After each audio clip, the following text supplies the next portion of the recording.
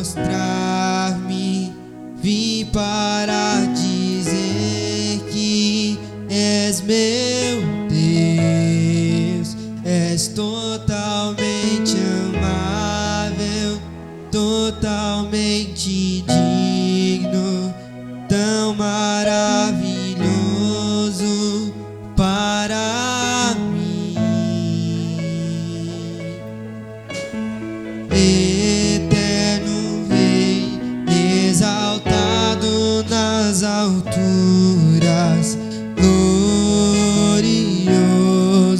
nos céus, humilde viestes à terra que criaste, por amor pobre se fez.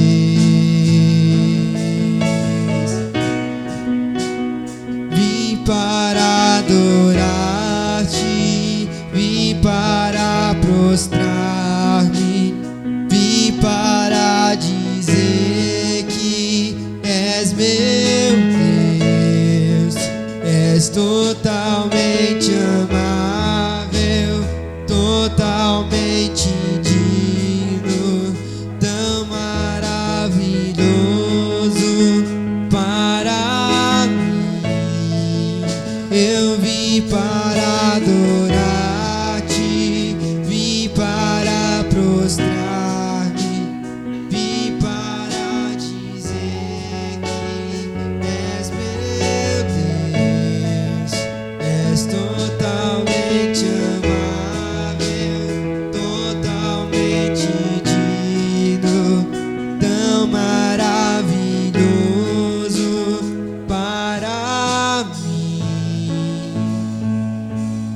Eu nunca saberei o preço dos meus pecados lá na cruz. Eu nunca saberei o preço dos meus pecados lá na cruz. Eu nunca saberei o preço dos meus pecados lá na cruz. Eu nunca saberei o preço dos meus pecados lá na cruz. E vim para adorar-te, vim para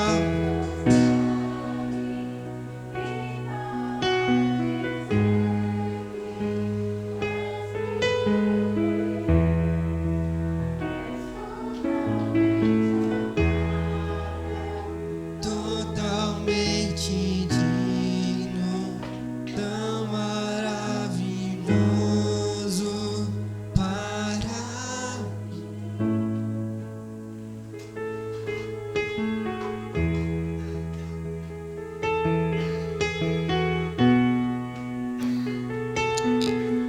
Aleluia. Amém? Pai do Senhor para os irmãos. Pode se sentar, meus queridos. Que Deus abençoe todos vocês que aqui estão essa noite, que vieram para nós juntos podermos adorar a Deus, glorificar o nome santo dEle e aprender da sua palavra, que é poderosa, maravilhosa, libertadora. Nós estamos falando aqui nas quintas-feiras sobre as bênçãos, o poder das bênçãos dos pais. E, meu Deus, meu tablet travou. Peraí. Ele está... girou.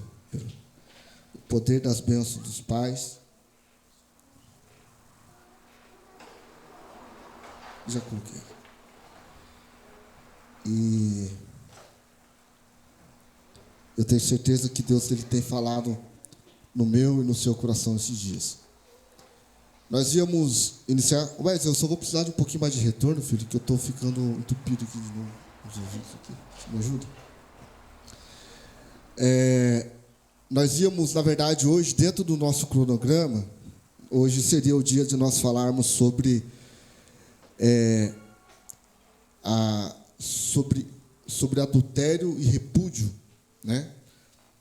Só que como eu não encerrei esse estudo na semana passada, e eu acabei adiando um pouquinho esse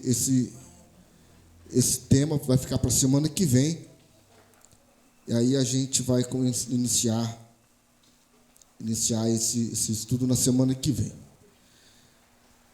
Nós estamos falando sobre o poder da bênção dos pais. Essa é uma série de mensagens sobre a família, Casa Liberta, onde nós aprendemos sobre a libertação em nossos lares, em nossas casas, em nossas famílias.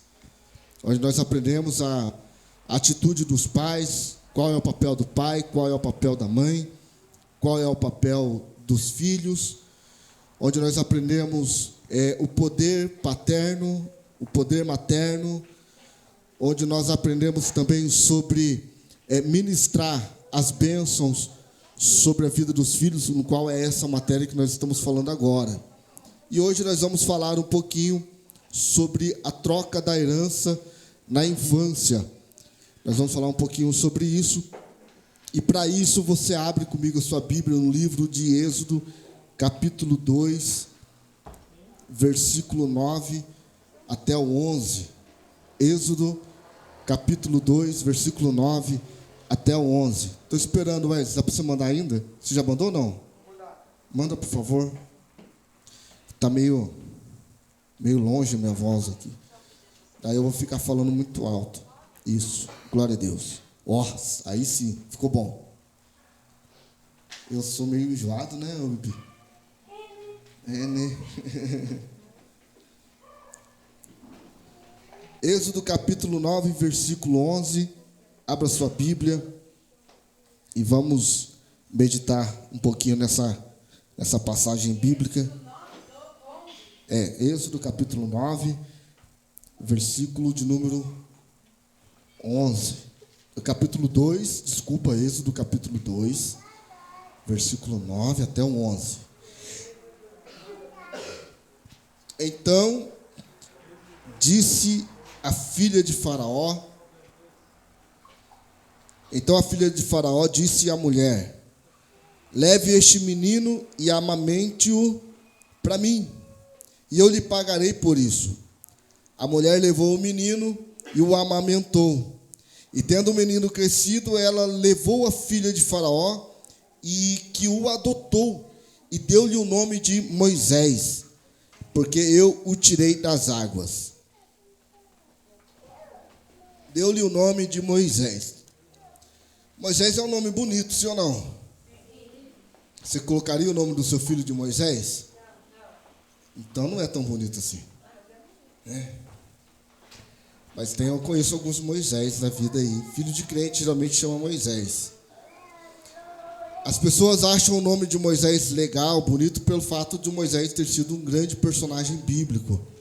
Mas o nome Moisés, ele é um nome de origem exclusivamente egípcia, tá? Ele não é um nome assim, Deus deu esse nome, não foi. Foi a filha de Faraó que deu esse nome para ele, que quer dizer que foi tirado das águas, retirado das águas.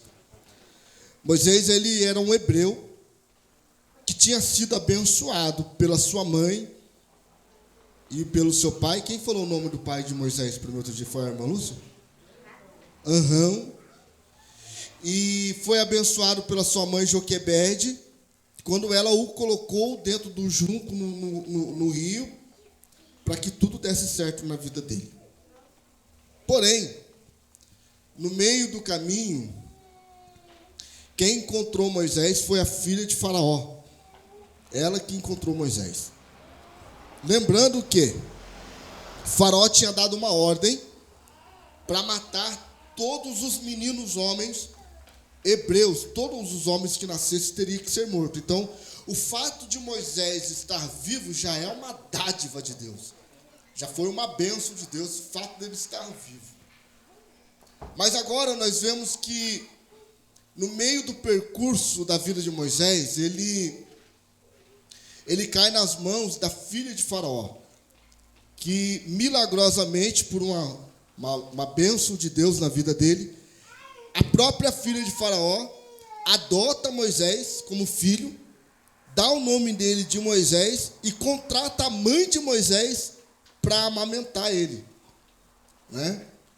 Então nós vemos aí a mão do Senhor. Só que tem um detalhe nessa história. A questão é que Moisés, ele era um hebreu. Ele tinha uma promessa de Deus na vida dele. Agora nós vemos Moisés está sendo criado por um povo idólatra, por um povo que gosta de deuses, por um povo que adora imagens, e ele está sendo agora criado dentro de uma outra herança espiritual, diferente daquela herança que Deus havia colocado ele na família dele. Era culpa de Moisés? Não, não era. Mas esse foi o destino de Moisés, vamos dizer assim. Mas vamos entender. Quando nós perdemos a nossa origem, quando nós perdemos a nossa herança espiritual, algumas coisas afetam a nossa vida diretamente. Filhos que perdem a sua herança na infância, sua herança espiritual vinda de Deus. Filhos eles vivem numa fé cheia de iniquidade, submetidos a uma paternidade que os contaminam espiritualmente.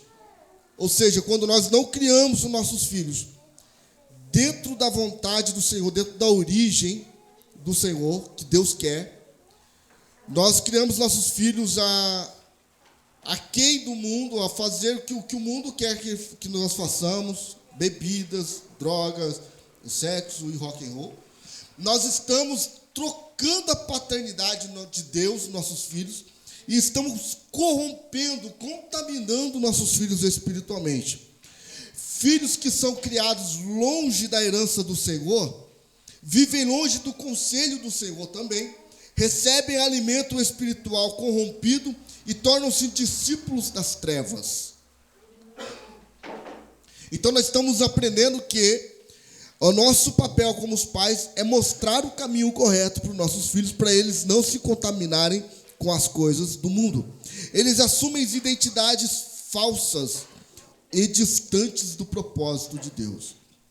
Filhos que não crescem dentro da vontade do Senhor, eles perdem a sua própria identidade. Eles não sabem quem eles são, para onde vão e onde vão chegar. Então vamos entender. Nós estamos aprendendo aqui uma série de situações que os pais, que a atitude do pai implica diretamente na vida dos filhos. Só que nós temos que entender que não é necessariamente nossos filhos viverem assim. Não é obrigatório.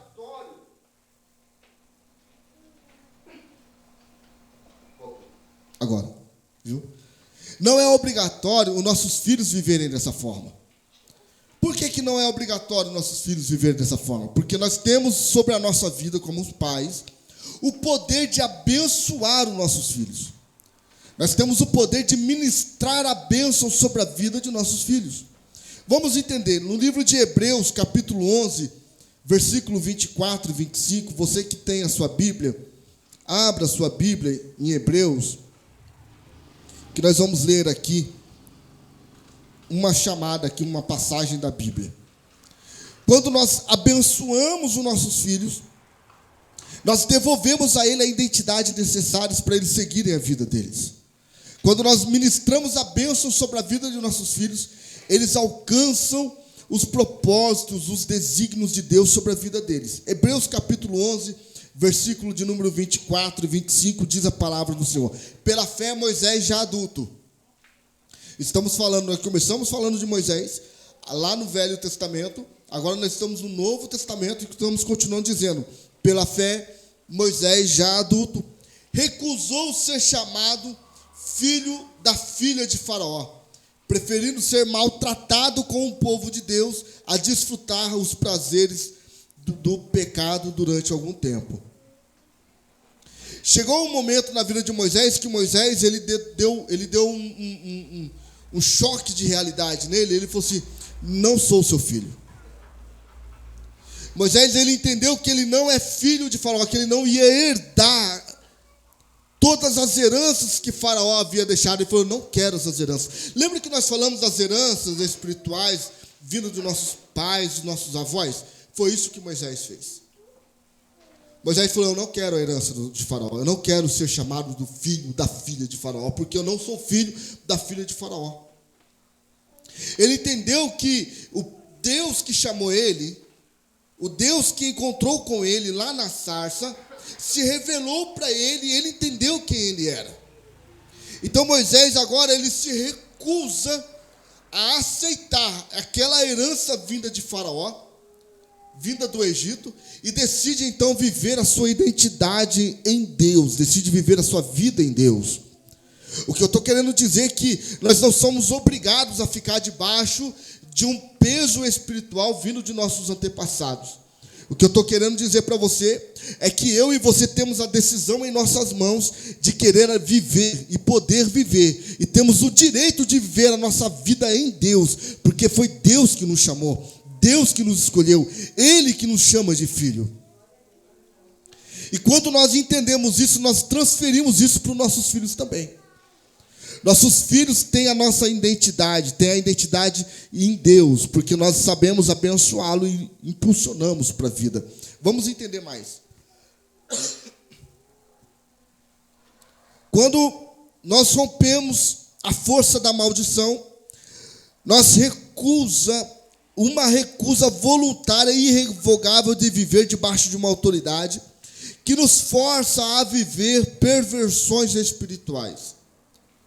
É sobre isso que eu falo. Quando eu falo, algumas pessoas já me ouviram falar de mapeamento, mas quando eu falo sobre o mapeamento espiritual, eu estou falando sobre isso. É sobre recusar. Meu pai era, eu não sou, eu não preciso ser. Meu pai fazia, eu não preciso fazer. Meu pai, minha mãe era, eu não preciso ser igual a minha mãe, eu não preciso levar uma vida igual a minha mãe leva, ou levou. Ou seja, tudo que for de ruim, você pode rejeitar. Tudo que for de destruição, de perversidade, de vício, você rejeita, você fala: eu não quero viver essa vida.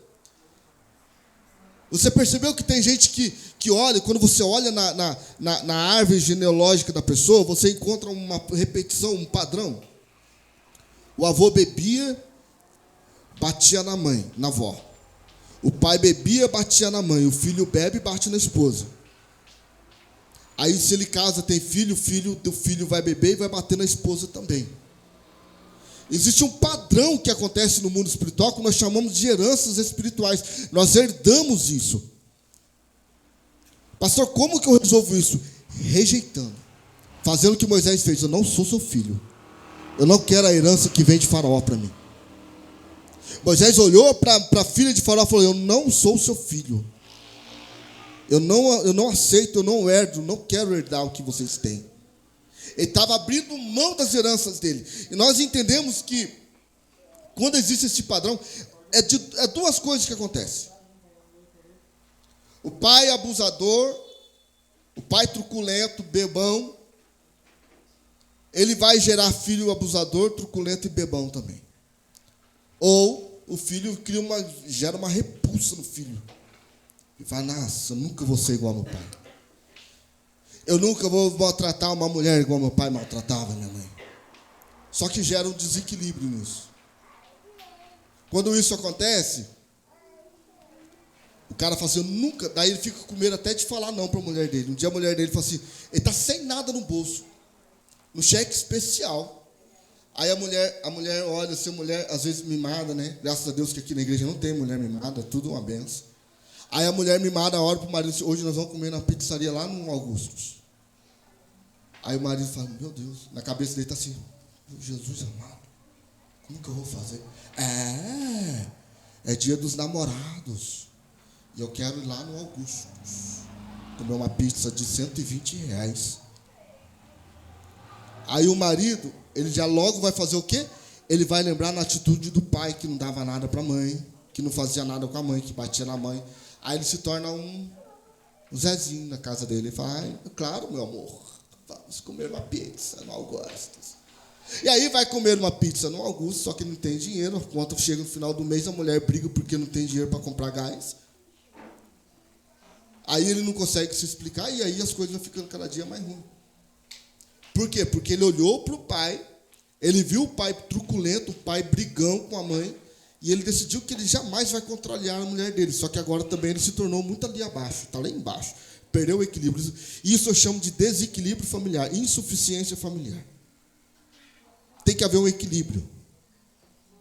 Homem e mulher devem andar juntos. Marido e esposa, eles devem caminhar na mesma visão, no mesmo propósito. Eles devem compreender e entender um ao outro, para eles poderem ver, para que haja ali, então, dentro do casamento, um equilíbrio familiar. E os filhos consigam, então, identificar o papel do pai, o papel da mãe. E quando os filhos identificam qual é o papel do pai, qual é o papel da mãe, quando eles casarem, eles sabem muito bem o que eles vão fazer lá na frente. O casamento do meu pai e minha mãe era legal.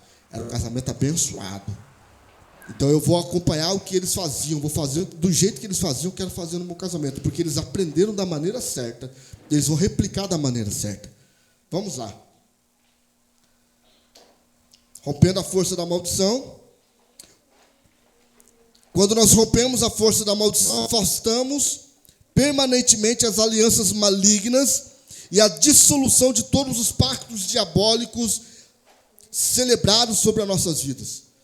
Tem crianças que quando nasceu já foi consagrado a demônios, consagrado no terreiro de macumba.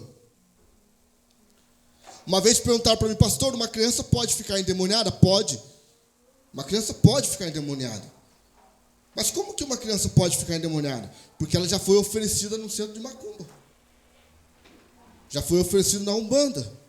Já foi consagrada no terreiro. Então essa criança pode sim sofrer um processo de endemoniamento. Porém, quando nós recusamos, quando nós identificamos isso, nós quebramos essa corrente, quebramos essa ligação, quebramos esse pacto, e esse pacto não existe mais, acabou a conversa. Uma decisão de viver longe do prazer. Quando nós rompemos com a força da maldição, nós decidimos viver longe do prazer e do pecado definitivamente. Não quero mais isso para a minha vida. Eu entendi que o que eu estou fazendo está tudo errado. Agora eu quero fazer tudo certo. Porque eu estou rompendo com a maldição. Eu estou rompendo com aquilo que me ligava com o mal. Infelizmente, algumas igrejas, elas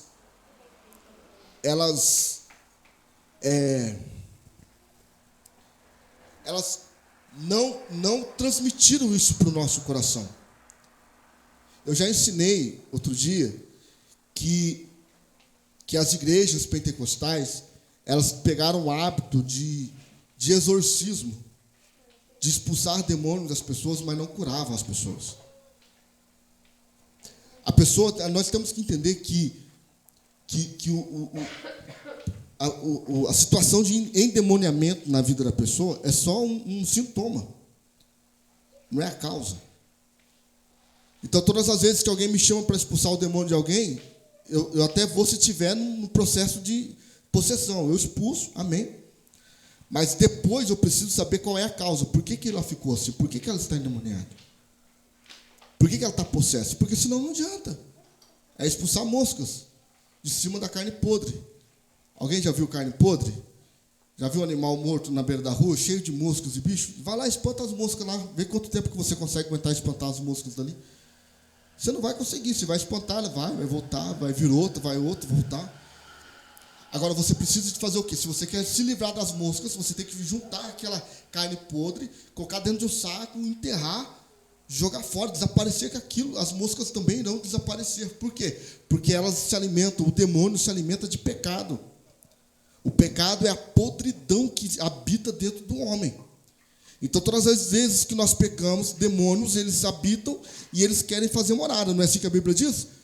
Que o Espírito Santo de Deus vem, limpa a casa e deixa toda a adornada, mas o espírito maligno que estava na casa fica nos ares, buscando. É engraçado que a Bíblia fala isso aqui, fica buscando descanso. Por que ele busca descanso? Porque o demônio, ele tem que ter um corpo para ele descansar. Ele precisa da mente humana, do ser humano, que é o lugar de descanso dele, onde ele consegue fazer as bagunças dele, é através da vida dos seres humanos desviados, que não querem nada com Deus. E o demônio, ele precisa de um corpo para descansar. A Bíblia diz, ele fica nos lugares áridos buscando descanso. E quando ele encontra a casa que outrora estava toda suja, agora está limpa, ele volta. A Bíblia diz que ele volta e traz consigo 7 piores. E a Bíblia diz que serão as atitudes desse homem 7 vezes piores do que antes. É a Bíblia que fala. Por isso que eu vou falar para vocês, não brinquem com o pecado. Não brinquem de ser crente. Não brinque de ir na igreja, não brinque de estar. Por quê? Porque hoje você vem na igreja, você pede perdão, Senhor, me perdoa. E Deus, ele é fiel e justo para nos perdoar. A Bíblia diz que ele nos perdoa. Eu não acredito em um Deus que não perdoa o nosso pecado. Eu não acredito. Se o próprio Deus enviou o seu filho para ensinar, é João que ele ensinou ou Pedro? Quantas vezes eu devo perdoar meu irmão? Pedro, né? Quantas vezes eu devo perdoar meu irmão? 7 vezes? Porque Pedro, perguntando isso, provavelmente ele estava com alguma rixa com alguém. Provavelmente Pedro estava com um problema com alguém. Senhor, de novo, né? Pisou na bola comigo aqui, eu vou ter que perdoar você de novo? Vou perguntar para o mestre, quanta vez que eu tenho que perdoar você, viu? Vou lá falar com Jesus.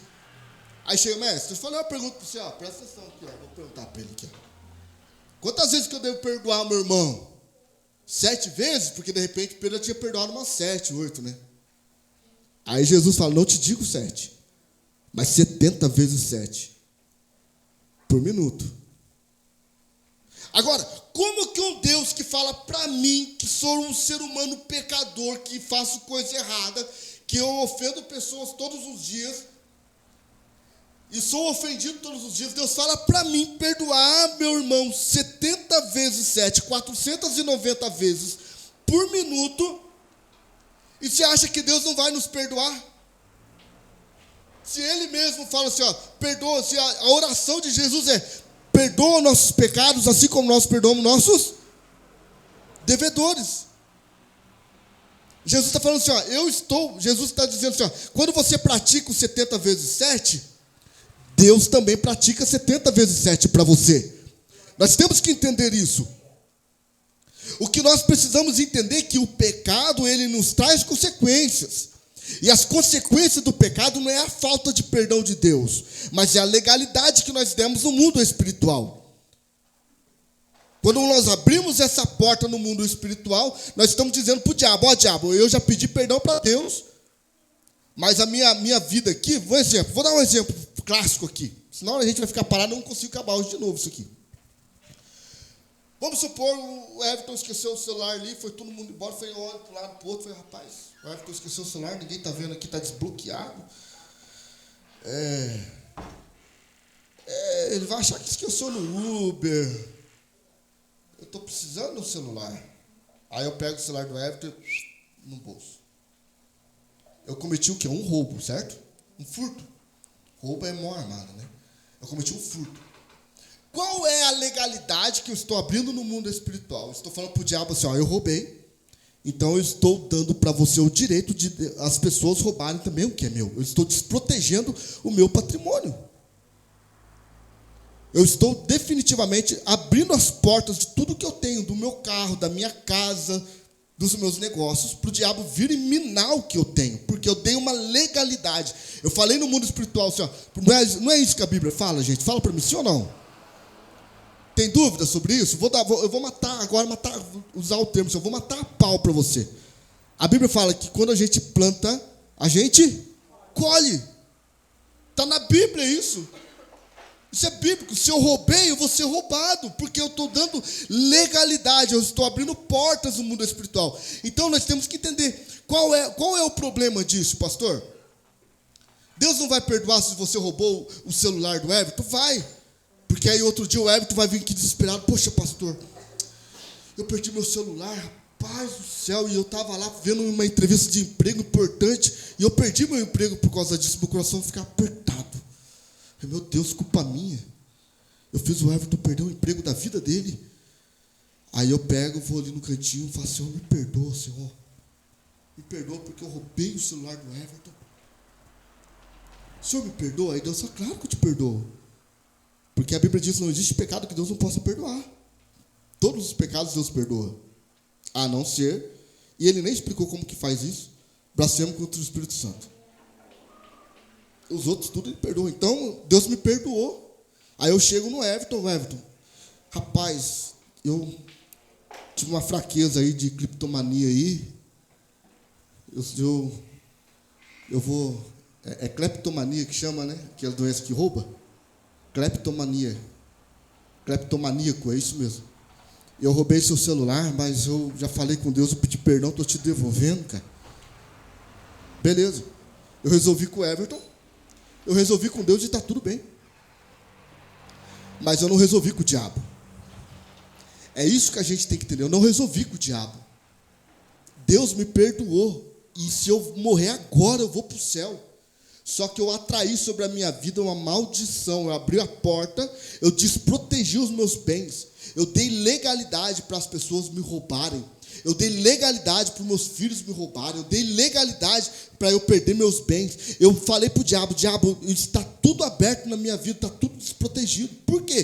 Tudo porque eu cometi um roubo. Pastor, mas como você resolve isso? Fechando a porta que você abriu. Quando você fecha a porta que você abriu, você está falando para o diabo assim: ó, diabo, seguinte, eu roubei, eu usei droga, eu prostituí, eu adulterei, eu menti, eu fiz isso, eu fiz aquilo outro, mas a partir de agora, eu tiro das suas mãos qualquer legalidade que eu dei para você agir na minha vida por causa desses meus pecados, e que perca todo o efeito na minha vida por causa desses meus pecados. E você não tem mais direito de agir, porque Deus já me perdoou, e todos os meus pecados foram levados na cruz do Calvário. Eu estou perdoado por Deus, e o meu advogado me remiu de qualquer culpa. Daí você tira da mão do diabo. Vamos lá. Números capítulo 12, versículo 6 e 8. Abre a tua Bíblia aí. Risca ela, tá bom? Quem está riscando a Bíblia quando eu falo risca a Bíblia? Vocês estão trazendo caneta? Traz caneta, gente. Risca a Bíblia. Se você está lendo no aplicativo, quem tem aplicativo da Bíblia? Quem usa a Bíblia no aplicativo? É aquele Holy Bible que vocês usam? Aquele lá dá para marcar, tá? Deixa um amarelinho, vermelhinho. Números 12, versículos 6 e 8. Marca aí. Faz um comentário aí na sua Bíblia. Ó. Quando entre vocês há um profeta do Senhor, a ele me revelado em visões e em sonhos, eu falo com ele. Não é assim, porém, como meu servo Moisés, que é fiel em toda a minha casa, com ele eu falo face a face, claramente, não por enigmas, e ele vê a forma do Senhor. Nós falamos aqui anteriormente sobre quando nós nos reaproximamos de Deus. E nós falamos agora, nós vamos falar um pouquinho. Meu Deus, eu li errado, né? Vocês lêem para corrigir? Tá certo? É isso mesmo. É que eu pulei aqui um pedacinho, mas tá bom. Nós vemos aqui o distanciamento do filho do pai e a perca das heranças espirituais da parte do pai. Agora nós estamos vendo aqui a aproximação de um filho com o pai. Moisés falava com Deus face a face. E quando nós olhamos lá na parábola do filho pródigo, o filho mais novo que pediu para o pai a sua parte da fazenda, ele chegou direto no pai e falou: me dá a minha parte que é por direito, porque eu vou sair para a vida aí e o senhor não vai me impedir de ir. Ou seja, eu quero dizer que o filho, ele sabe que ele tem contato direto com o pai. O filho, ele não precisa de um intercessor. Ele não precisa de alguém para interceder por ele. Ele sabe que ele pode chegar no pai e falar com o pai. A intimidade do filho promove liberdade. A intimidade proporciona revelações exclusivas e particulares. O filho, quando ele tem intimidade com o pai, ele descobre coisas do pai que ninguém jamais vai saber. O filho, quando ele tem intimidade com o pai conta para ele segredos que ele não conta para outros que não têm intimidade com ele. E quando nós vemos aqui, a familiaridade promove liberdade e a proximidade, retirando todo o medo em relação ao pai. E quando Moisés falou assim: gente, nós vamos subir lá no monte lá para falar com Deus. O pai está nos esperando no monte. Aí o povo olhou no monte lá, que está acontecendo o que no monte? Trovejando, relampeando, ventando, chovendo no monte. O povo falou assim: não vou subir lá não, Moisés. Se quiser vai eu sei, mas eu não vou lá não. Gente, mas é o nosso pai. Não, eu não vou. Vai você. Por que Moisés foi? Porque ele tinha a proximidade, familiaridade. Ele sabia que Deus não ia matar ele lá no monte. Ele sabia que ele ia subir no monte, ele ia ter revelações de Deus que o povo jamais iam ter. E o povo ficou embaixo e Moisés subiu. 40 dias no monte orando, falando com Deus, escrevendo as placas. E quando Moisés desceu, o povo estava desviado lá embaixo. Quem não tem proximidade com o pai desvia, não para na presença do Senhor. Vou falar de novo, Pepe. Então, quem não sabe ficar na presença de Deus, quem não tem intimidade, quem não se aproxima de Deus, não permanece na presença dele. A Bíblia está dizendo que Moisés subiu e teve contato com Deus e trouxe revelações de Deus para o povo. Enquanto o povo que não quis contato com Deus estava desviando lá embaixo, no pé do monte. De novo, quem não tem intimidade com o Pai não fica na presença dele. Quem não tem intimidade com Deus não permanece na presença dele. É por um pouco de tempo só. Todas as vezes que as pessoas que não têm intimidade com Deus ficam na presença de Deus só quando está recebendo as bênçãos. Mas quando Deus fica um pouquinho em silêncio, as pessoas já querem desviar, já querem parar. Sabe por quê? Ai, Deus não me ouve, Deus não fala mais comigo, Deus não tem contato comigo. Ah, o céu está de bronze, isso, aquilo. Mas quem tem intimidade com Deus não se preocupa com o silêncio do Senhor. Nós sabemos que quando Deus está em silêncio é porque Ele está trabalhando. Ele está fazendo alguma coisa. Não se preocupe com isso. A Bíblia fala assim: se você tiver alguma coisa para falar com Deus, entra no teu quarto, tranca a porta e fica em secreto com o Senhor e fala com Ele em secreto, porque em secreto também Ele responderá às suas orações. É a Bíblia que diz isso. Mas vamos lá. Quando desceu Moisés do Monte Sinai, Êxodo, capítulo 34, versículo 29 e 30. Quando desceu Moisés do Monte Sinai, tendo nas suas mãos as 2 tábuas do testemunho, sim, quando desceu do monte, não sabia Moisés que a pele do seu rosto resplandecia, depois de haver Deus falado com ele. Olhando Arão e todos os filhos de Israel para Moisés, eis que resplandecia a pele do seu rosto e temeram de chegar-se a ele. Olha. Pega essa chave. Quem tem intimidade com o Pai se parece com o Pai. Moisés subiu no monte e falou com o dono da luz. Moisés subiu no monte. Ele falou com aquele que até o sol se esconde diante da glória dele. A Bíblia fala que no céu não precisa de sol, porque o próprio Deus é a luz. Nós estamos entendendo que quando Moisés subiu lá e falou com Deus, ele desceu com o seu rosto resplandecendo. E o rosto resplandecendo indicava que Moisés teve um contato direto com o Senhor. Quem tem intimidade com Deus se parece com Ele. É isso. O objetivo de Deus é que nós voltemos a nos parecer com Ele, como Ele nos fez lá no Jardim do Éden, e façamos o homem à nossa imagem e semelhança. Ou seja, o homem, Adão, vai se parecer conosco, vai ser a nossa cara. É isso que Deus queria, mas o pecado nos desfigurou, o pecado nos desformou, ele nos tirou a nossa identidade divina. Nós não somos seres carnais que têm o Espírito, não. De novo, olha, nós não somos seres carnais que têm o Espírito, nós somos seres espirituais que têm um corpo. Nós somos seres espirituais que moramos em um corpo. Eu só moro aqui, eu não sou desse corpo. Esse corpo é só uma passagem que eu estou tendo aqui por essa terra.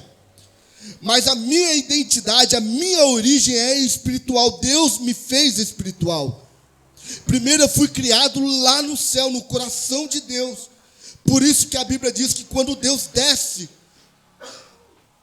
e forma Adão a nossa imagem, a sua imagem e semelhança, a Bíblia diz que Deus assopra nas narinas de Adão. Esse assopro no original quer dizer, Deus coloca em Adão o seu ruach. Ruach quer dizer, o Espírito de Deus entra em Adão. Por que o Espírito de Deus entra em Adão? Porque o Espírito de Deus já estava com Deus. E Deus só veio e trouxe e colocou no homem. Para que o homem pudesse viver, ter inteligência. Para que o homem pudesse então ficar de pé. E a Bíblia diz que lá em Provérbios, que quando nós morremos, o nosso corpo vai para o pó. Porque do pó ele veio. Mas o Espírito vai para o Senhor. Porque o Senhor o deu. Então nós sabemos que o nosso corpo, nós somos um Espírito que mora em um corpo. E quando nós estamos falando de nos parecer com o Pai, é quando nós estamos buscando a sermos mais espirituais. Quanto mais espiritual eu sou, mais com o Pai eu pareço.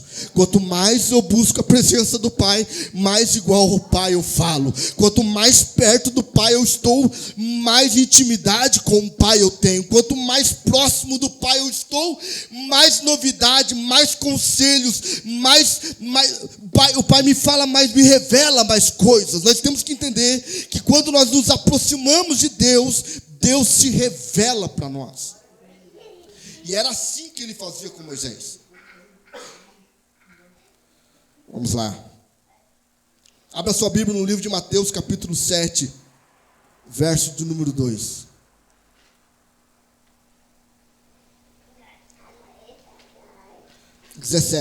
Mateus 17, 2.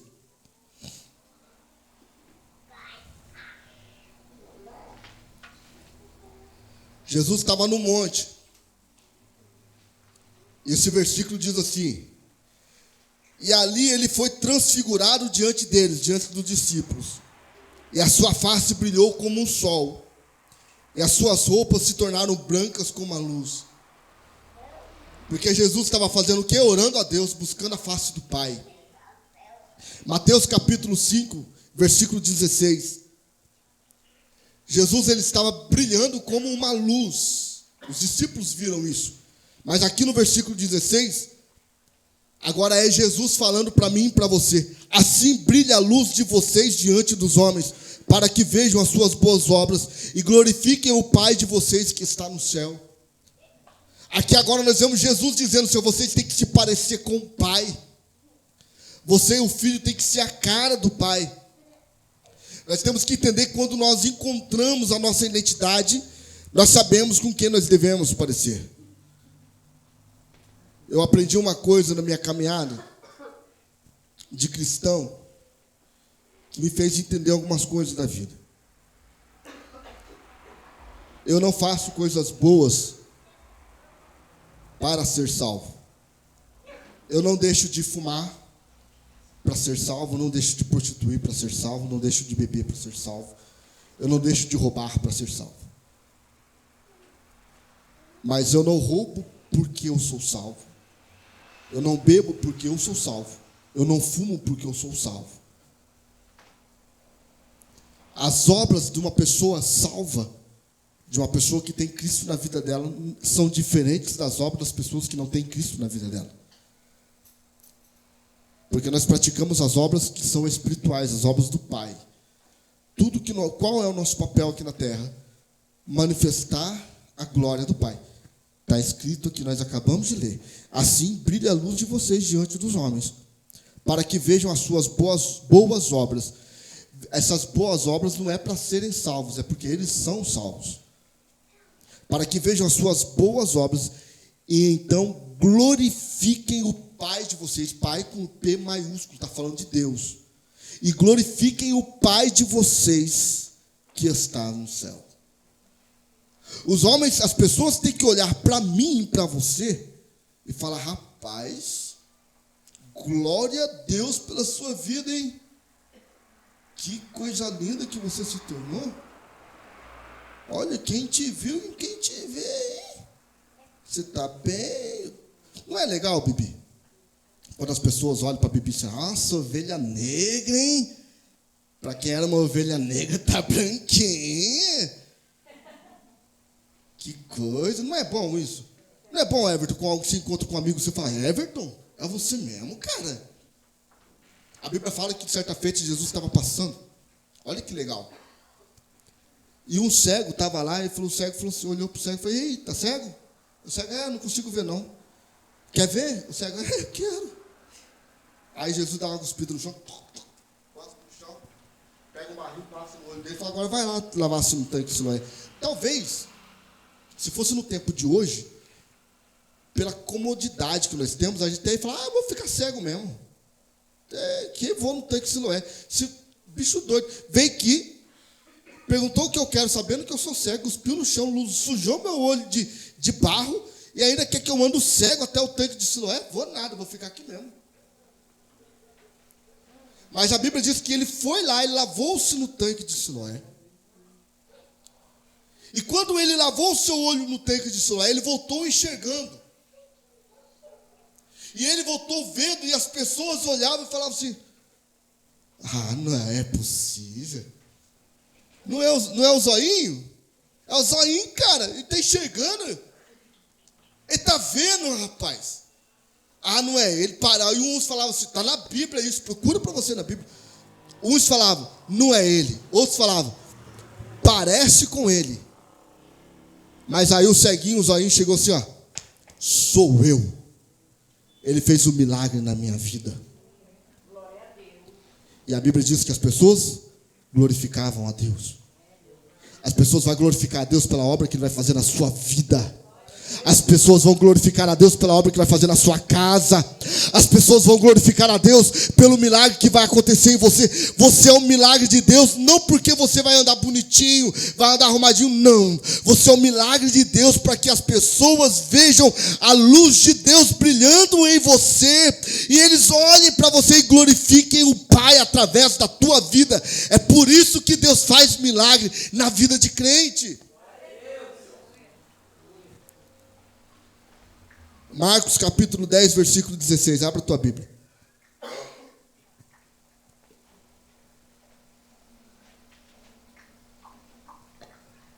Estou acabando, tá, gente? Em seguida, tomou as crianças nos braços e pôs-lhes as mãos e abençoou. Aqui está falando do poder da bênção de alguém sobre a vida de uma criança. Quer que seus filhos deem certo? Aprenda a abençoar eles. Quer que seus filhos sejam crentes de verdade? Gente, vocês não têm noção de uma coisa. Eu não vou falar para vocês que é toda noite que eu faço isso, porque tem noite que eu estou arrebentado, que eu chego na cama e minha esposa, ela fala assim: amor, já era eu, já fui. Mas quase todas as noites, eu levo meus filhos para o quarto e antes de deitar, eu passo no quarto deles, eu coloco as mãos sobre eles, eu oro por eles e abençoo eles. Você já viu fazer isso? Já orei até para você. E eu abençoo meus filhos. Eu falo: Senhor, dá uma noite de sono para eles. E eu falo para o Senhor: eles serão grandes homens na sua presença. Eles serão músicos, serão pastores, serão doutores. Eu abençoo meus filhos. E um dia desse, eu passei no quarto do Wallace primeiro, orei por ele. Ele falou, ai, que susto, pai. Eu falei, não, continua dormindo, eu estou orando. Aí depois fui no quarto do Arlen, fui orar por ele. E ele estava acordado ainda. E quando eu ia saindo, ele falou assim, ele olhou para mim e falou assim, pai. Eu falei, oi. Deus vai abençoar muito a casa do Wesley. Eu falei, filho. Liga para ele e fala isso para ele, pai. Ele falou isso para mim. Mas o que é isso? É o poder da bênção. Os seus filhos vão replicar aquilo que você faz. Se na hora de dormir você briga, seu filho vai dormir brigando. Se na hora de dormir você fica no celular assistindo Reels, assistindo Instagram, seu filho vai querer assistir Instagram, Reels no celular. Se na hora de dormir você fica assistindo filmes, seu filho vai querer dormir assistindo filmes. Seu filho vai copiar quem você é. Aprenda a abençoar os seus filhos. Lucas capítulo 1, versículo 76 até o 80. E você, menino, será chamado profeta do Altíssimo, pois irá diante do Senhor, para preparar o caminho, para dar ao seu povo conhecimento da salvação, mediante o perdão dos seus pecados, por causa das ternas misericórdias do nosso Deus, pelas quais do alto nos visitará o sol nascente para brilhar sobre aqueles que estão vivendo nas trevas e na sombra da morte, e guiar nossos pés no caminho da paz. E o menino crescia e se fortalecia em espírito. Está falando de João Batista, tá? João Batista, ele foi destinado ministerialmente desde a sua primeira infância. João Batista estava ali no ventre e ele já sabia o que tinha que ser feito. Os pais dele já tinham abençoado, já tinham determinado qual seria o papel de João Batista. O maior homem nascido de mulher não foi porque a Bíblia diz, porque Jesus disse. Jesus falou, não existe um homem maior nascido de mulher do que João Batista. Dá para entender isso? Vamos lá. Abençoando os filhos na infância. Aprenda a abençoar o seu filho quando é criança, para você não ter dor de cabeça depois. Mas também nós podemos abençoar nossos filhos na juventude. Gênesis capítulo de número 27, versículo 26 e 29. Então seu pai Isaac disse-lhe, vem cá, meu filho, dê-me um beijo. E ele se aproximou e o beijou. E quando sentiu o cheiro da sua sopa, Isaac o abençoou, dizendo, é o cheiro do meu filho, como é o cheiro de um campo que o Senhor abençoou. Que Deus lhe conceda ao céu o orvalho da terra e a riqueza, com muito cereal e com muito vinho, que as nações o sirvam e os povos se curvem diante de você. Seja o Senhor dos seus irmãos, curvem-se diante de você os filhos da sua mãe. Malditos sejam os que te amaldiçoarem, e benditos sejam os que te abençoarem. Vocês sabem o que está acontecendo aqui? Aqui está acontecendo que Jacó recebeu a bênção no lugar de Esaú. A bênção era para o pai ter abençoado Esaú. Mas Jacó, ele foi lá e fez uma maracutaia para poder receber a bênção no lugar de Esaú. Não porque ele estava errado. Jacó não estava errado. Deus já havia prometido isso para ele. A forma que ele recebeu estava errada. A forma que ele recebeu gerou muitos problemas, que nós sofremos esses problemas até hoje. Não precisava de ter sido assim. Mas aqui a Bíblia está dizendo que o poder da bênção do pai. Depois, Esaú veio. Pai, o Senhor abençoou Jacó no meu lugar. Aí Isaac não estava enxergando mais nada. Velhinho. Pai, rapaz, mas é mesmo? É. Não sobrou nada para mim, pai. O Senhor não tem nenhuma bênção para me dar. O Senhor não tem nenhuma palavra para lançar sobre mim. E a Bíblia diz que ele falou que não, porque todas as bênçãos eram do filho mais velho. E ele já tinha abençoado Jacó. Isso demonstra o quê? O poder da bênção dos pais sobre a vida de um adolescente, de um jovem. Aprenda a abençoar o teu filho jovem. Aprenda a chegar na tua casa e falar, bença pai, bença mãe. E quando a sua mãe falar, Deus te abençoe, meu filho, fecha a mão e fala, eu recebo. Amém. Nós temos que aprender a receber uma palavra de bênção e a lançar a palavra de bênção, mesmo sendo jovem. Mas pastor, meu filho não é nem crente, ele nem gosta de ir na igreja. Abençoa ele, ministra sobre a vida dele. Quando ele chegar na sua casa, dormindo, quando ele estiver dormindo, chega até ele, coloca as mãos sobre ele, fala pertinho do ouvido dele, Satanás, você não tem poder sobre a vida dos meus filhos, você não tem poder sobre a minha casa, você não tem poder sobre a minha família. Eu te repreendo em nome de Jesus e eu abençoo a minha família. E as bênçãos do Senhor alcançarão os meus filhos, alcançarão os meus netos, alcançarão os meus bisnetos, alcançarão minha geração. Porque se você aprende a abençoar, as bênçãos do Senhor alcançarão até 1000 gerações. A Bíblia diz isso. Vem para a Bíblia. A bênção dos pais atinge gerações futuras. Olha que interessante, os dados que eu notei aqui.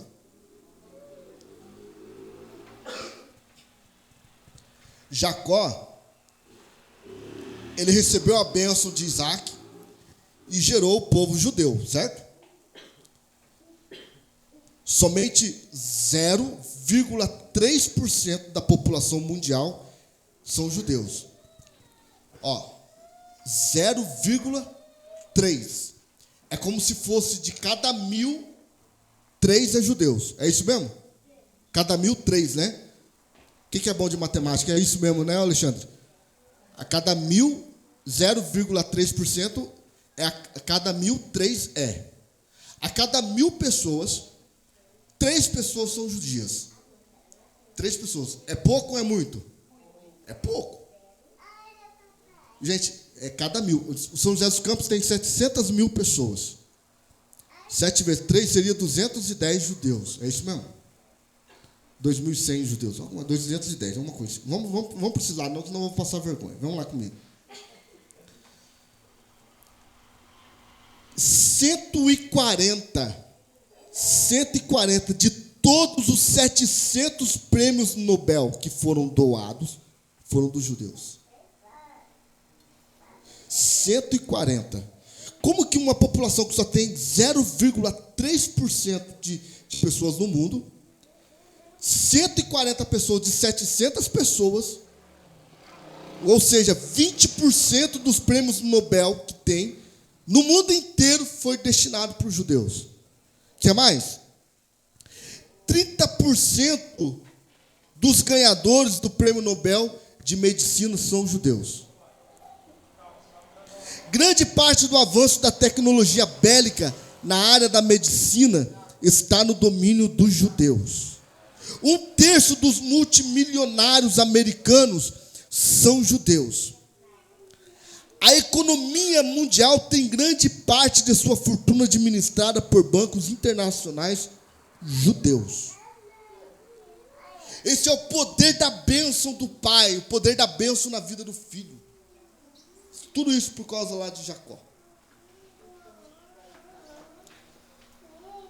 A tragédia da ausência da bênção. Eu vou abençoar meu filho, não, só fez maldade para mim. Vamos lá. Quando Esaú ouviu as palavras do seu pai, deu um forte grito, cheio de amargura, e implorou ao pai: abençoa-me também, pai. Mas ele respondeu: seu irmão chegou astutamente e recebeu a bênção que pertencia a você. E disse Esaú: não é com razão que o seu nome é Jacó. É a segunda vez que ele me engana. Primeiro tomou o meu direito de filho mais velho e agora recebeu a minha bênção. Então perguntou ao pai: o Senhor não reservou nenhuma bênção para mim? Isaque respondeu a Esaú: eu o constituí senhor sobre você, e todos os seus parentes tornei servos dele. Ele supre de cereal a ele eu supri de cereal e de vinho. O que é que eu poderia fazer por você, meu filho? Esaú pediu ao pai: meu pai, o Senhor tem apenas uma bênção. Abençoe-me também, meu pai. Então chorou Esaú em alta voz. Esaú quase fala assim, em nome de Jesus. Se Jesus tivesse nascido, tinha falado. O poder da bênção e o poder da falta da bênção. Esaú chorou. A amargura entrou no coração de Esaú.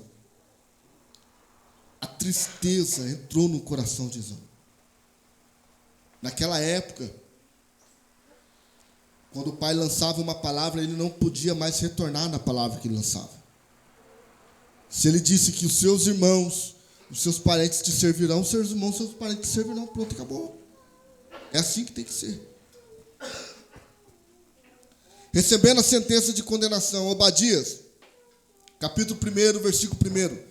Veja, eu tornarei você pequeno entre as nações e será completamente desprezado. O livro de Obadias é um processo judicial contra Esaú. Isso aqui é uma palavra que se cumpriu na vida de Esaú. Veja, eu tornarei você pequeno entre as nações e será completamente desprezado. Esse livro também mostra a receita para a destruição da descendência. É um dramático exemplo da resposta de Deus contra a maldição sobre os filhos. Obadias capítulo 1, versículo 18. A descendência de Jacó será um fogo, e a de José uma chama. A descendência de Esaú será o quê? Uma palha. Dá para entender? O que acontece com o fogo quando você chega perto da palha? Ou com a palha quando você chega o fogo perto dela? Ela é eliminada, desaparece. Eles incendiarão e a consumirão. Não haverá sobreviventes da descendência de Esaú, declara o Senhor. Deus está falando isso. O filho rejeitado sem a bênção. Na manhã seguinte, Abraão pegou alguns pães, uma vasilha de couro cheia d'água, e entregou a Agar, e tendo colocado nos ombros dela, despediu com o menino. E ela se pôs a caminho e ficou vagando pelo deserto de Berseba. Quando acabou a água da vasilha, ela deixou o menino debaixo do arbusto e foi sentar-se perto dali a distância de um tiro de flecha. Porque pensou, não posso ver o menino morrer. Sentado ali perto, começou a chorar. E ele cresceu. Ou seja, depois que o Senhor apareceu para ele e o salvou, né? A Bíblia diz que ele cresceu, viveu no deserto e se tornou um grande flecheiro no deserto de Parã. Ismael, filho ilegítimo de Abraão com a escrava, tem uma alta imagem de servo e não de filho. Desprezado, despedido, vive no deserto, longe da presença e da bênção do pai. Filhos que não têm a bênção do pai não conseguem se aproximar do pai para requerer sua bênção. Filhos alienados à bênção. Hebreus capítulo 12, versículo 8. Se vocês não são disciplinados, a disciplina é para todos os filhos. Então, se vocês não são filhos legítimos, se vocês não são disciplinados, e a disciplina é para todos os filhos, então vocês não são filhos legítimos, mas sim ilegítimos. Ou seja, Deus corrige, Deus ensina, Deus castiga aquele que é filho dele. Quem não é filho de Deus, Deus está nem aí. Isso responde à pergunta de quando você olha para um empresário multimilionário, vivendo dissolutamente, cheio de dinheiro no bolso, e você fala, como que pode? Ele é um rico, cheio de dinheiro, e eu sou servo de Deus, estou aqui passando necessidade. Ele não é filho, você é filho. Deus está te ensinando. Deus não quer ensinar nada para ele, quer ensinar para você. É isso que você tem que entender. Moabe e Amon são exemplos de filhos gerados na maldição, incesto em Gênesis 19, que se sentem culpados por existir, pedem a morte ou tentam suicídio.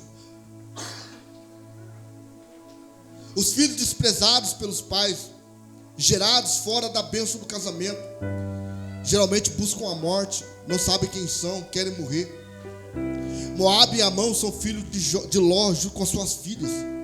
Se tornaram os maiores inimigos de Israel.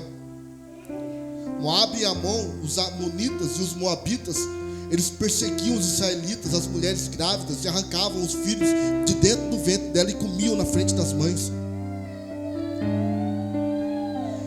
eles invadiam a plantação de Israel e eles destruíam tudo que eles plantavam durante o ano inteiro. Por isso que a Bíblia fala que lá em Juízes, que quando Deus olha e vai chamar, meu Deus, sumiu o nome. Quem falou? Gideão. Gideão estava amassando, batendo trigo no lagar, porque não era tempo de uva, e lá eles não iam encontrar ele. Mas vamos seguir em frente. Judá e Tamar geraram na prostituição, que é a causa da destruição da família. Se consideram indigno, desprezado, alienado do cuidado de Deus. O filho ilegítimo de Davi com Betseba não vinga, morre. Os filhos que não são legítimos, eles não conseguem permanecer muito tempo vivos, eles querem buscar morte. E quando não, o próprio Deus mata, como fez com o filho de Davi e Betseba. Pastor, mas por que Deus fez isso? Porque é a consequência do pecado. Lembra que eu falei? Deus perdoa o nosso pecado, mas a consequência fica no ar. Vamos lá. A duplicada bênção dos avós. Gênesis capítulo 48, versículo de número 13 e 16. José tomou os dois, Efraim à sua direita, perto da mão esquerda de Israel, e Manassés à sua esquerda, perto da mão direita de Israel, e os aproximou dele. E Israel, porém, estendeu a mão direita e pôs sobre a cabeça de Efraim, embora este fosse o mais novo, e cruzando os braços, pôs a mão esquerda sobre a cabeça de Manassés, embora Manassés fosse o filho mais velho. Abençoou a José, dizendo: que o Deus a quem serviram os seus pais, Abraão e Isaque, o Deus que tem sido o meu pastor em toda a minha vida até o dia de hoje, o anjo que me redimiu de todo mal, abençoe estes meninos, e sejam eles chamados pelo nome e pelos nomes dos meus pais, Abraão e Isaque, e cresçam muito na terra. Eles fizeram assim, eles foram orar com os meninos, porque aqui o negócio não foi estar vocês sobre a mão direita, uma vez diferente. Mas na hora dele orar, ele fez assim, e abençoou.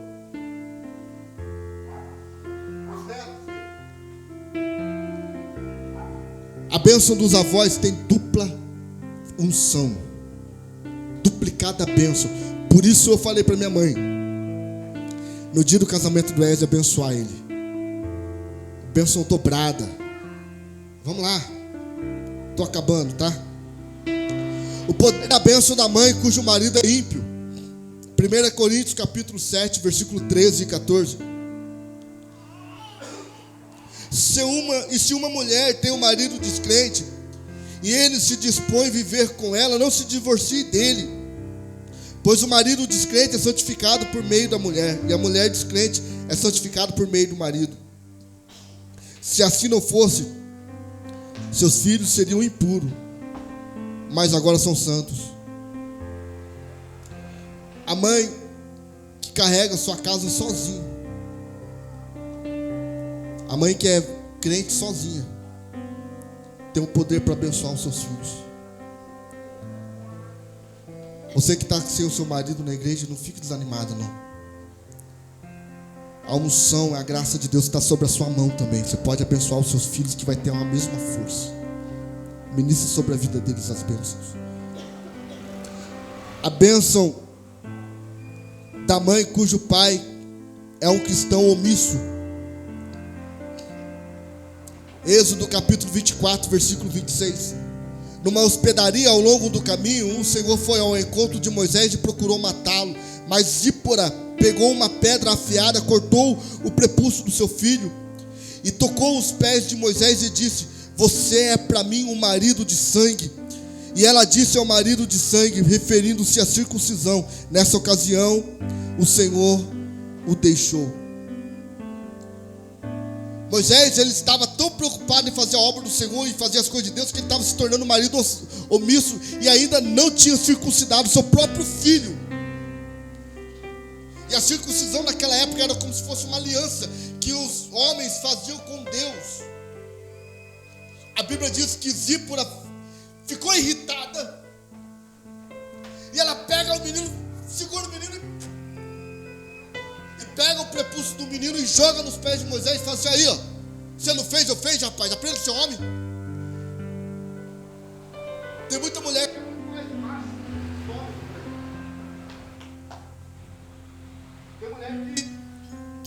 tem muito mais autoridade que alguns homens, que foi o caso dessa. A bênção sobre os filhos adotados. 2 Samuel capítulo 7, versículo 12 até o 15. Quando a sua vida chegar ao fim e você descansar com os teus antepassados,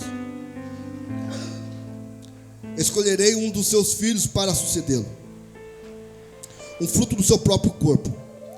Estabelecerei o reino dele. Será ele quem constituirá o templo em honra do seu nome, do meu nome. E firmarei o trono dele para sempre. E eu serei o seu pai, e ele será o meu filho. Quando ele cometer algum erro, eu o punirei com o castigo dos homens, com açoites aplicado por homens, mas nunca retirarei dele o meu amor, como retirei de Saul, a quem tirei do meu caminho. Aqui Deus está falando assim, ó, para Davi: eu tenho uma bênção sobre a vida do seu filho, e eu ministrarei essa bênção sobre ele. E quando ele errar,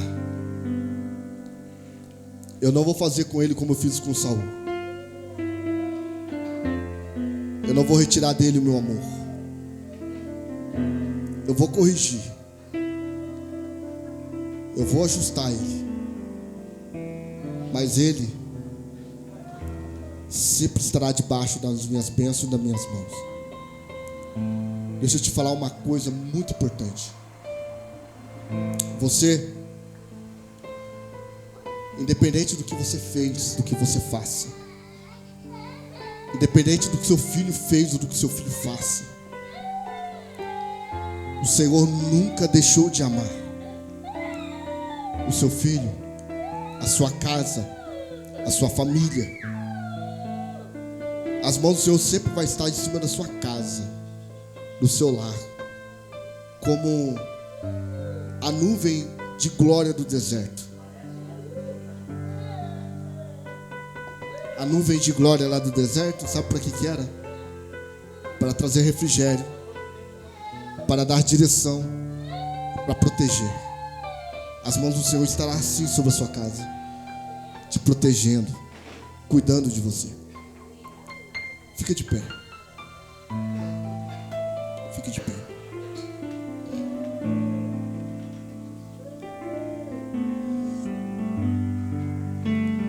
Eu quero que você feche os seus olhos nesse momento. Eu quero que você tenha um minuto de clamor com o Senhor dentro de você agora, dentro do seu coração. Fale com Deus.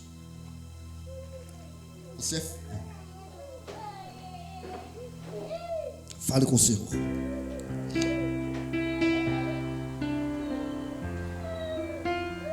Aleluia. Faça uma oração comigo, com os olhos fechados, com a mão no seu coração. Coloca a mão sobre o seu coração. Diga comigo assim, bem alto: Pai Celestial, venho diante de Ti com o coração transbordando de gratidão por Tua imensa bondade. Eu agradeço por me abençoar com a minha família, com meus pais, com os meus filhos, com a minha esposa, com o meu esposo, com tudo que o Senhor me deu. Um presente precioso que eu carrego comigo com profunda reverência. Diga nesse momento: eu coloco a minha descendência em Tuas mãos eu reconheço que cada um deles é uma alma única e especial, com um propósito grandioso a ser cumprido nesse mundo. Pai Celestial, em nome de Jesus, diga bem alto, em nome de Jesus, eu quebro agora toda e qualquer maldição, qualquer corrente, qualquer repetição negativa, qualquer herança espiritual que possa ter se manifestado em minhas vidas, na vida da minha família, na vida dos meus filhos. Eu declaro agora que o sangue de Jesus Cristo nos purifica, nos liberta de todo o pecado e de toda iniquidade. Pai querido, a tua palavra é infalível, e eu declaro as tuas promessas sobre a minha casa. Em Provérbios 10:22, a tua palavra diz que a bênção do Senhor nos enriquece e não nos acrescentam dores. Eu declaro prosperidade sobre a minha casa. Diga comigo, Pai querido, no livro de João, capítulo 1, versículo 2, a tua palavra diz assim: amado, eu desejo que te vá bem em todas as coisas, que tenham saúde, assim como vai bem a tua alma. Diga comigo, Pai querido, eu profetizo saúde na minha casa, eu profetizo sabedoria na minha casa, eu profetizo proteção na minha casa. Pai querido, em nome de Jesus Cristo, eu profetizo amor na minha casa. Pai Celestial, eu deposito agora cada membro da minha família em teu cuidado amoroso, que eles sejam guiados por tua bondade e sabedoria, fortalecidos pela tua força. Pai querido, que eles sejam inundados pelo teu amor incondicional, que eles cresçam em fé, em virtude, em conhecimento, que eles se tornem um instrumento da tua glória em tuas mãos. Eu profetizo que a tua luz brilhe através dos meus filhos, dissipando as trevas deste mundo tenebroso. Que a paz que excede todo entendimento reine nos corações da minha família, reine no coração dos meus parentes. Pai querido, em nome de Jesus Cristo, eu oro e eu declaro que a bênção do Senhor estará permanentemente sobre a minha casa, sobre a minha família, sobre os meus filhos, sobre os meus netos, sobre os meus bisnetos, sobre os meus tataranetos, sobre a minha geração, até a quinta, a 10ª, até 1000 gerações. Eu profetizo a bênção sobre a tua igreja, sobre o teu povo, sobre esta casa. Senhor, em nome de Jesus Cristo, eu já dei ordem e eu repito: diabo, tire as mãos da família dessa igreja, tire as mãos da família da tua serva, do teu servo, em nome de Jesus Cristo. Tua família, dos teus filhos, que a bênção derrame até 1000 gerações. Tua família, ora, fale com o Senhor aí, fala com o Senhor. que a bênção se derrame até 1000 gerações. Tua família, e teus filhos, e os filhos dos teus filhos, que a bênção te acompanhe por detrás, por diante, do teu lado e em ti. É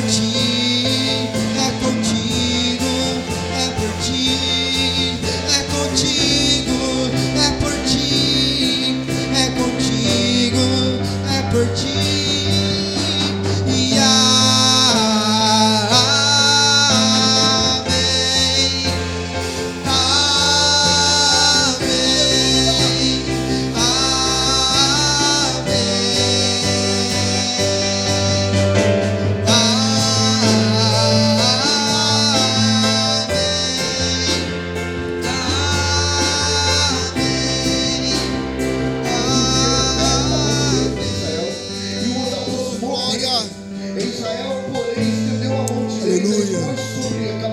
Deus abençoe a sua casa, a sua família, os seus filhos, os filhos dos seus filhos. Sejam abençoados pelo nome do Senhor Jesus. Aplauda o Senhor Jesus bem forte. Glória a Deus.